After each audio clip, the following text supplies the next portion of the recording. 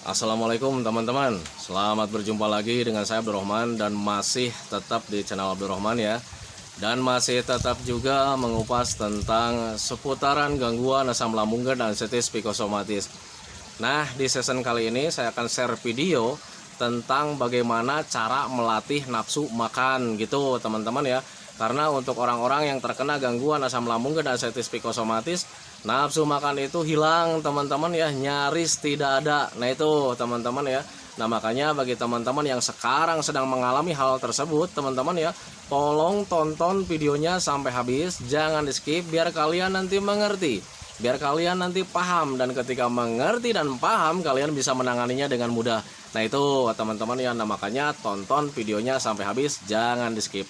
Nah kemudian bagi teman-teman yang baru bergabung seperti biasa ya, kalau seandainya kalian mau bertanya tentang seputaran gangguan asam lambung dan anestesi psikosomatis, alangkah baiknya kalian tonton dulu video-video saya sebelumnya. Karena untuk seputaran gangguan asam lambung dan anestesi psikosomatis semuanya sudah saya share ya.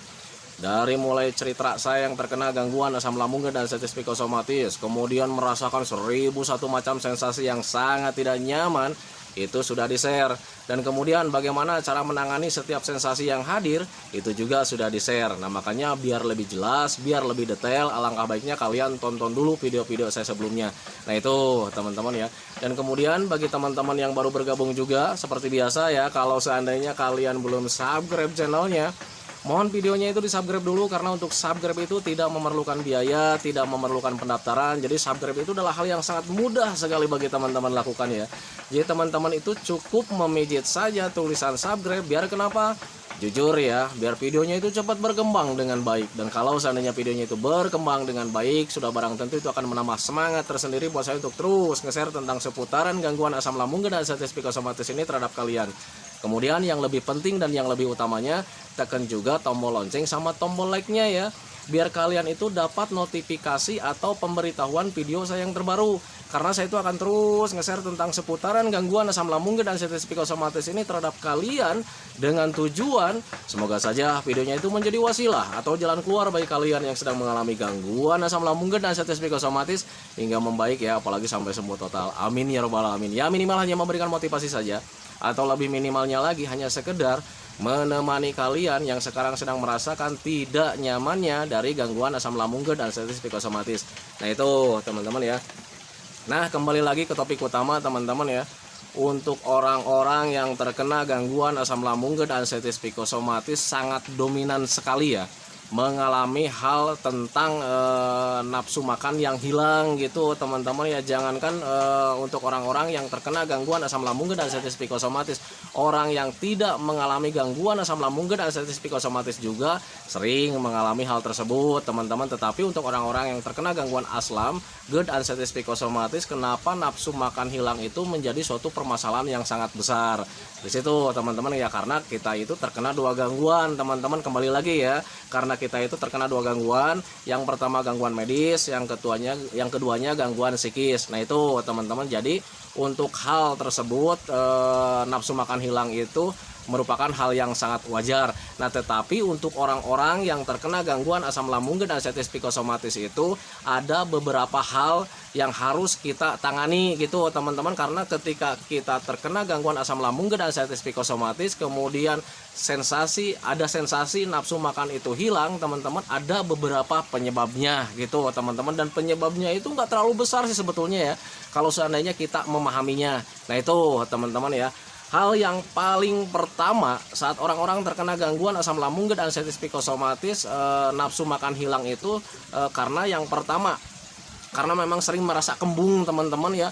Kita sering merasa kembung, begah teman-teman. Kadang untuk kembung dan begahnya juga itu kadang ada yang terasa dan kadang ada yang tidak terasa gitu teman-teman ya. Jadi seolah-olah kita itu kenyang setiap harinya, setiap jamnya selalu merasa kenyang gitu teman-teman ya. Dan sebetulnya itu kenyangnya itu bukan karena kitanya itu kenyang karena makanan teman-teman ya. Nah tetapi itu karena banyak gasnya gitu teman-teman ya. Dan ketika kita banyak gasnya, justru respon tubuh itu tidak ada teman-teman ya, untuk rasa lapar itu tidak ada sama sekali, karena kita setiap detiknya itu, setiap jamnya itu terasa kenyang. Dan sebetulnya itu karena memang dari gasnya masih berlebih lah gitu teman-teman ya. Itu yang pertama, sepengalaman saya memang seperti itu teman-teman ya. Kemudian permasalahan yang kedua atau hal yang kedua yang menyebabkan nafsu makan hilang itu karena memang kita itu tidak suka dengan makanan tersebut teman-teman ya. Karena ketika orang-orang terkena gangguan asam lambung dan anestesi psikosomatis, membayangkan suatu makanan itu tidak ada sama sekali teman-teman ya. Jadi setiap harinya itu berpikir tentang penyakit, berpikir tentang sensasi, dan hal tersebut itu bisa mempengaruhi ke nafsu makan juga gitu teman-teman ya. Orang yang tidak terkena gangguan asam lambung dan anestesi psikosomatis, katakanlah orang normal gitu teman-teman ya, ketika tidak ada nafsu makan itu kita selalu membayang-bayang ya. Wah, hari ini makan ini nih enak nih. Nah, kita mau beli ini nih pasti enak nih. Nah, itu bisa memicu nafsu makan kita itu hadir gitu teman-teman ya. Nah, tetapi untuk orang-orang yang terkena gangguan asam lambung dan anestesi psikosomatis tidak melakukan hal seperti itu teman-teman, jarang sekali lah gitu. Karena setiap harinya itu selalu berpikirnya itu tentang penyakit, berpikir tentang sensasi. Nah, itu teman-teman ya, sehingga hal yang lain itu tidak kita indahkan gitu teman-teman. Nah, makanya pahami saja ke sana. Itu yang kedua, karena memang kitanya itu tidak suka ya. Kalau misalnya kita tidak suka sama makanan tersebut teman-teman ya, jangankan kita orang-orang yang terkena gangguan asam lambung dan anestesi psikosomatis, orang yang tidak terkena gangguan aslam juga, kalau seandainya kita tidak menyukai makanan ya tidak nafsu juga gitu teman-teman ya. Jadi untuk hal-hal nafsu makan itu sebetulnya mudah teman-teman kalau seandainya kita memahaminya ke sana gitu. Nah, itu teman-teman ya. Dan kemudian hal yang ketiganya itu ketika orang-orang terkena gangguan asam lambung dan anestesi psikosomatis itu tidak ada nafsu makan, itu bisa karena pikiran kita teman-teman ya, kita itu stres, terlalu banyak pikiran gitu teman-teman ya. Jadi selera makan itu hilang gitu teman-teman ya. Contoh kecil, orang normal kalau seandainya banyak pikiran, kemudian ketika emosinya tidak stabil juga gitu teman-teman ya, untuk nafsu makan itu hilang gitu teman-teman. Tengok orang yang sedang marah ya, orang yang sedang marah, kemudian orang yang sedang marahnya itu besar, ketika kita tawarin makan itu dia pasti tidak ada nafsu makan teman-teman ya. Nah, itu makanya pahami saja ke sana. Jadi ketika kita pikirannya stres, kita itu tidak fokus makan gitu teman-teman ya, tidak fokus pada makan. Jadi ketika kita makan ya, kita makan lauk pauknya enak gitu teman-teman ya, tetapi itu tidak kita nikmati gitu teman-teman ya. Kenapa bisa kita tidak nikmati gitu teman-teman ya? Karena ketika makan itu ya pikirannya itu selalu kemana-mana teman-teman ya, berpikir tentang penyakit, berpikir tentang sensasi dan sebagainya teman-teman ya. Nah, itu sepengalaman saya teman-teman. Semoga saja teman-teman tidak mengalami hal tersebut teman-teman. Tetapi bagi teman-teman yang sekarang mengalami ya nggak usah khawatir juga gitu teman-teman, karena kejadian-kejadian itu tidak berbahaya juga gitu teman-teman. Kayak macam sering kembung, apakah berbahaya? Tidak teman-teman, hanya mengganggu saja.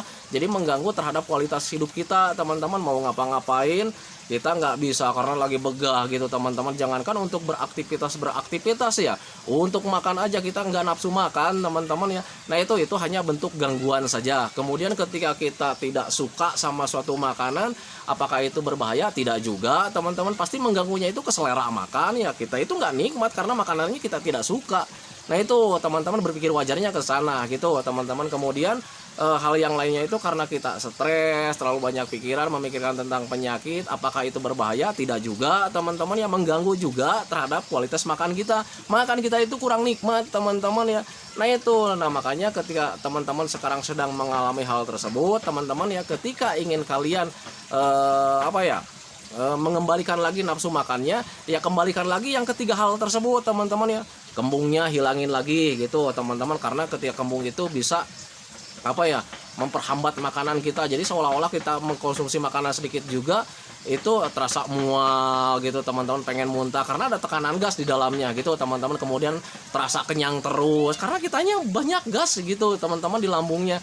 Nah, itu jadi tanganin saja ketika ada kembung ya, tanganin saja kembungnya. Kalau seandainya selera nafsu makan kalian itu hilang karena gara-gara kembung. Nah, kemudian karena memang tidak suka ya, kalian harus mencari makanan-makanan yang lain teman-teman. Cobalah bayang-bayangkan ya, ketika tidak ada nafsu makan itu bayangkan, wah ini enaknya nih makan apa nih, coba saja gitu teman-teman. Dan ketika kalian membayangkan hal seperti itu, makanan-makanan yang enak itu bisa bisa menimbulkan selera makan lagi gitu teman-teman ya. Jadi kalian itu ada nafsu makan lagi. Nah itu teman-teman ya, itu yang keduanya. Kemudian ketika ada stresnya, ketika makan saja itu berpikirnya tentang penyakit, berpikir tentang sensasi, ya sudah stop teman-teman ya. Alangkah baiknya kalian fokus ya dimakan ya. Ini makannya lauk pauknya enak nih gitu kan ya, lauk pauknya enak nih, ya kalian fokus saja di makanannya, nikmatin saja teman-teman. Tetapi Pak ini pikirannya nggak hilang-hilang nih, pemikiran tentang penyakitnya, biasanya seperti itu ya. Jadi ketika makan itu pikiran negatif itu nggak hilang-hilang, hadir terus-terusan teman-teman ya. Nah biasakan dari mulai sekarang fokus dimakan teman-teman ya. Di awal-awal itu agak sulit semuanya, apa yang kita lakukan di awal-awal kalau seandainya belum terbiasa itu memang sulit teman-teman ya, menghilangkan pemikiran-pemikiran tentang penyakit, memikirkan tentang hal-hal sensasi itu memang agak sulit di awal-awal. Tetapi kalau misalkan dibiasakan fokus dengan apa yang kita kerjakan, apa yang kita lakukan, nanti kalian terbiasa dan kalian itu sedikit-sedikit pikiran negatif itu hilang dengan sendirinya, sedikit-sedikit terkikis gitu teman-teman. Kemudian sudah mulai bisa fokus dengan apa yang sedang terjadi, apa yang sedang dilakukan, apa yang sedang kalian kerjakan. Nah itu teman-teman di awal-awal memang sulit, tetapi kalau dibiasakan kita menjadi bisa. Ingat, kita itu bisa karena terbiasa. Nah itu teman-teman, makanya pahami saja ke sana. Nah dan perlu kalian ketahui juga teman-teman, kalau seandainya kalian sekarang masih juga mengalami sulit makan, tidak ada nafsu makan teman-teman ya, kalian jangan kalah dengan perasaan teman-teman ya. Kalian harus mengerti dan paham yang namanya makan itu sangat penting sekali teman-teman. Jadi apapun yang terjadi, kalian itu harus makan dan minum.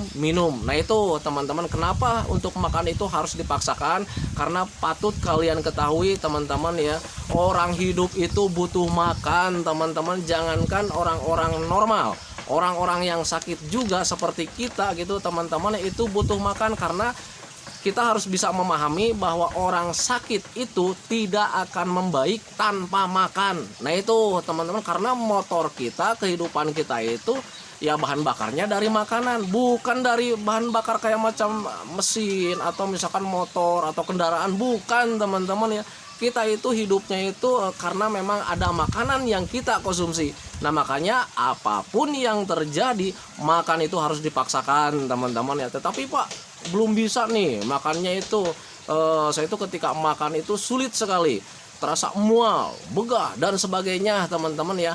Akali saja teman-teman, kita itu manusia, harus banyak akal teman-teman ya. Nah sekarang cara mengakalinya gimana?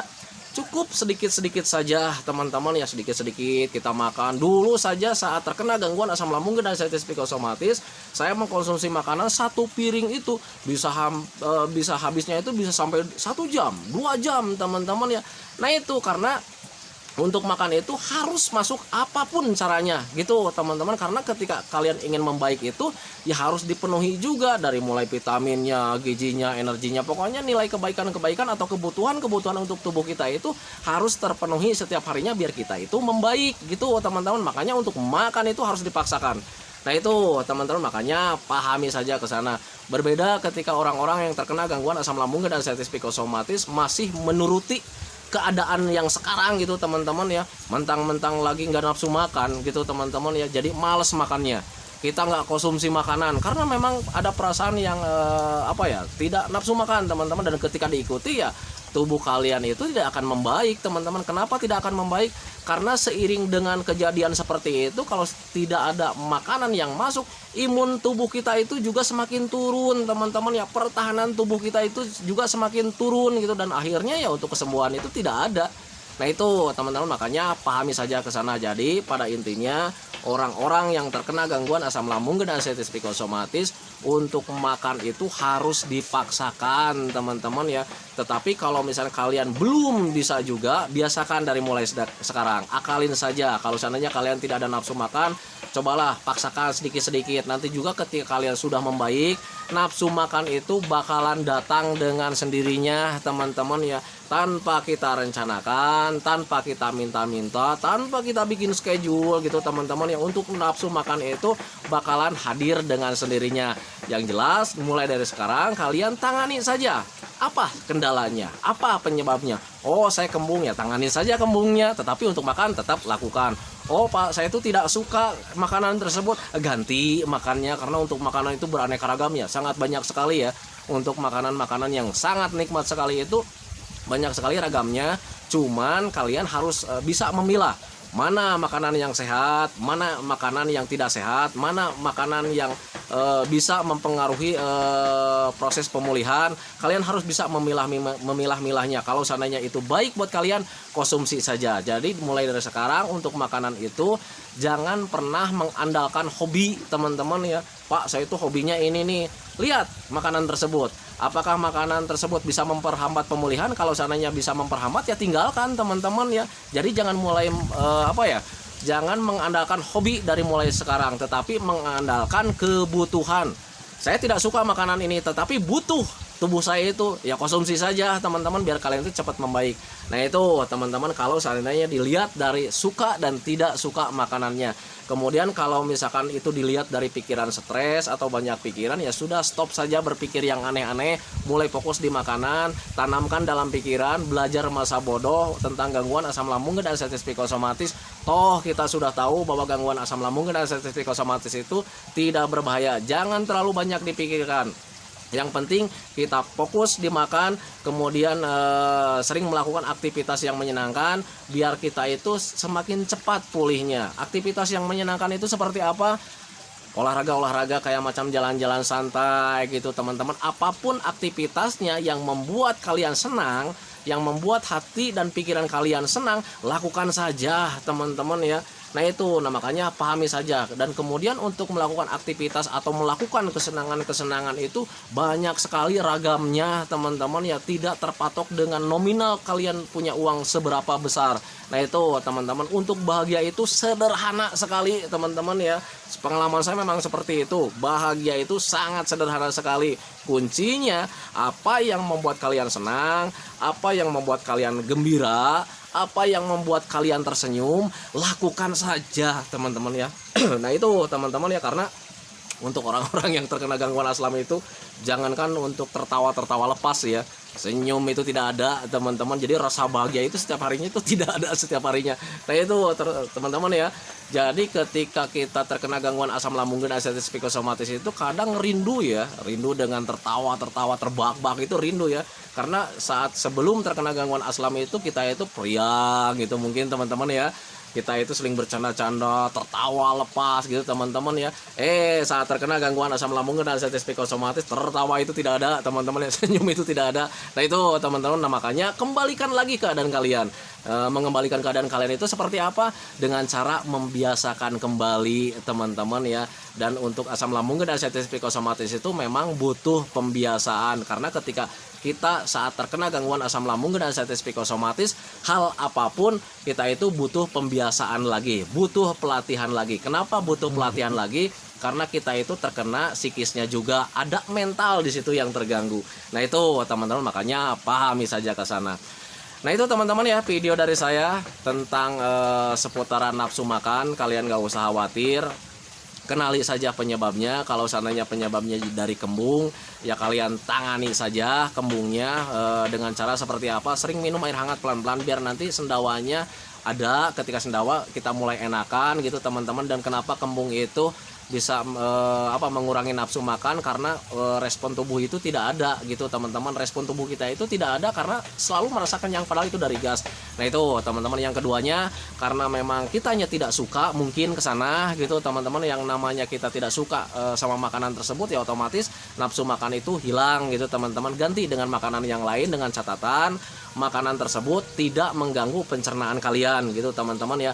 Nah itu yang keduanya. Dan kemudian yang ketiganya, hentikan stresnya atau terlalu banyak pikirannya. Jadi ketika makan juga kalian mulai fokuslah dimakan, mulai menikmati makanan dari mulai sekarang itu teman-teman. Jangan pernah ketika kalian makan itu berpikirnya tentang penyakit, berpikir tentang sensasi, dan akhirnya ya nafsu makan itu hilang dengan sendirinya teman-teman. Mulai fokus di situ.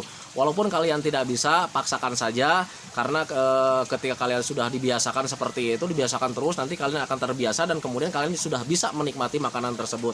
Nah itu teman-teman, makanya pahami saja ke sana. Nah itu teman-teman ya video dari saya. Semoga saja videonya itu menjadi wasilah buat kalian. Semoga saja videonya itu menjadi pencerahan buat kalian. Kemudian seperti biasa ya, semoga saja videonya itu hanya sekedar menemani kalian lah yang sekarang sedang merasakan tidak nyamannya dari gangguan asam lambung dan sensitif psikosomatis. Nah itu teman-teman ya. Dan kemudian seperti biasa, sebelum saya akhiri videonya, saya selalu mendoakan sama teman-teman itu ya, semoga saja teman-teman itu cepat sehat lagi, cepat sembuh lagi, cepat kembali lagi keadaan kalian yang dulu, baik semangatnya, moodnya, tertawanya, kebahagiaannya, pokoknya kehidupan kalian yang berwarna itu semoga saja cepat kembali lagi, karena memang saya yakin 100% bahwa keadaan kalian yang dulu itu sangat dirindukan sekali. Nah itu teman-teman, kemudian doakan saya juga teman-teman ya, agar saya itu tetap sehat, tetap kuat, tetap ceria, agar masih bisa tetap menemani kalian. Nah itu teman-teman ya, santikan videonya teman-teman ya. Assalamualaikum warahmatullahi wabarakatuh.